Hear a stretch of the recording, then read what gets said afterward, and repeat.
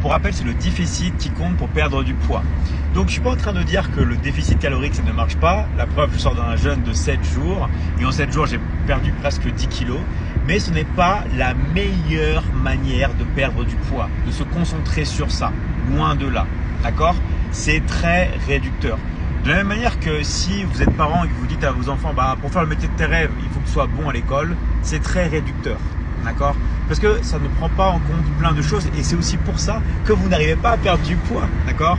Parce que vous vous concentrez sur le déficit calorique et vous faites des effets yo-yo. Vous perdez du poids, vous en reprenez, tout ça. Alors ça, bien sûr, après, ça arrange le business des nutritionnistes parce qu'ils vous ont toujours en tant que client comme ça pendant des années. Mais il y a d'autres choses à faire que de se concentrer sur le déficit calorique. Pourquoi? Parce qu'en fait, vous n'allez pas avoir la même satiété avec tous les aliments. Par exemple, qu'est-ce qui se passe si vous mangez des donuts? Oui, vous pouvez manger 1500 calories de donuts, d'accord, et être en déficit calorique, mais vous allez avoir faim toute la journée. Et en plus, c'est pas bon pour la santé. Donc, arrêtez de vous concentrer sur le déficit calorique, d'accord?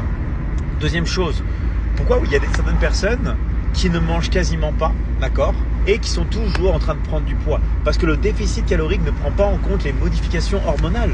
Vous pouvez manger par exemple 1800 calories de bonbons, votre maintien c'est 2000 calories par exemple, et vous êtes toujours en train de faire piquer l'insuline. Vous êtes toujours en train de faire monter l'insuline tous les quarts d'heure si vous mangez des bonbons toute la journée et vous atteignez vos 1800 calories sur une journée. Et vous avez toujours l'insuline qui monte, du coup l'hormone de croissance est au plus bas et ça vous empêche de perdre du poids car vous avez toujours l'insuline qui est très élevée et en plus vous pouvez finir diabétique.